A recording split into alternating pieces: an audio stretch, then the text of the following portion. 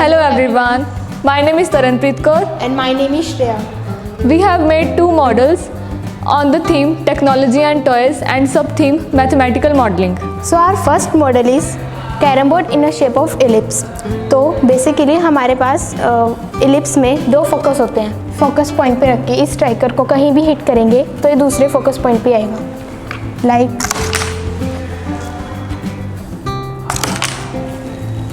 Like this. So let's see the mathematics behind it.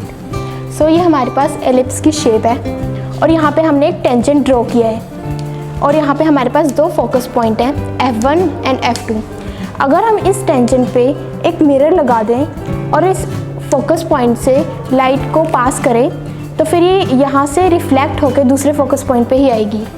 So it's mean angle of incidence is equal to angle of reflection.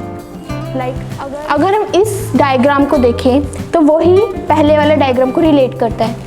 जैसे अगर हम इस focus point से light को reflect करें, पास करें तो फिर वो रिफ्लेक्ट होकर दूसरे फोकस पॉइंट पे ही आएगी। जैसे अगर हम दूसरा डायग्राम देखें तो यहाँ से हमने अगर लाइट को पास किया तो वहाँ यहाँ से टकरा के वो दूसरे फोकस पॉइंट पे ही आएगी। Our second model is brachistochrone. The word brachistochrone is made up of two root words. The first one is brachisto, which means shortest, and chrone, which means time. So the word brachistochrone means the shortest time. So let's understand what was the brachistochrone problem. This problem was raised by Galileo and later on it was solved by John Bernoulli. So let's understand what this problem was.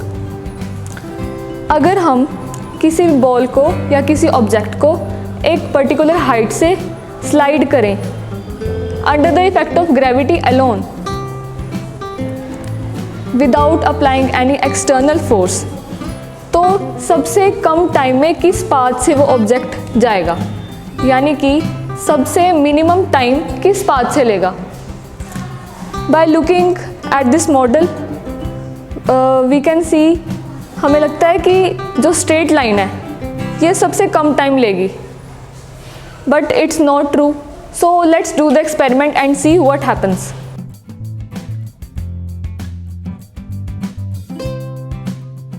In this diagram, I have written the time periods of different balls.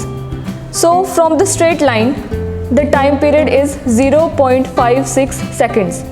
From the second curve, it is 0.40 second, and from the third curve, it is 0.47 seconds. So we can see from the second curve, the ball goes the fastest. What is special in this curve? Let's see. From these three glasses, this one is that curve which takes the shortest time. So this curve is called cycloid. Cycloid is a special type of curve. So let's understand how we can draw it. As you can see in this diagram, हम एक circle लेंगे और circle के circumference के पास एक whole कर देंगे और उस होल में एक हम स्केच डाल देंगे। So as you can see this arrow in this direction.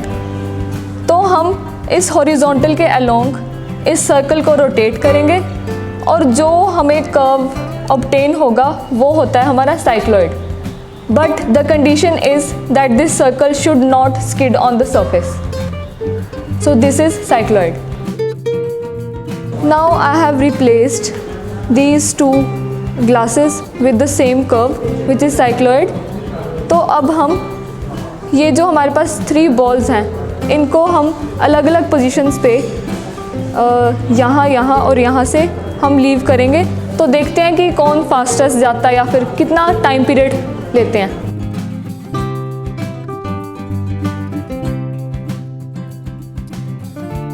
So as you saw, all the balls reached at the same time, at the same position. ये भी एक साइक्लॉइड की स्पेशलिटी है कि हम जिस मर्जी पोजीशन से बॉल्स को या किसी भी ऑब्जेक्ट को स्लाइड कराएं या रोल कराएं तो वो सेम टाइम लेगा अपने डेस्टिनेशन पे पहुंचने के लिए। So these were our models, thanks a lot. These are our models, so thanks a lot.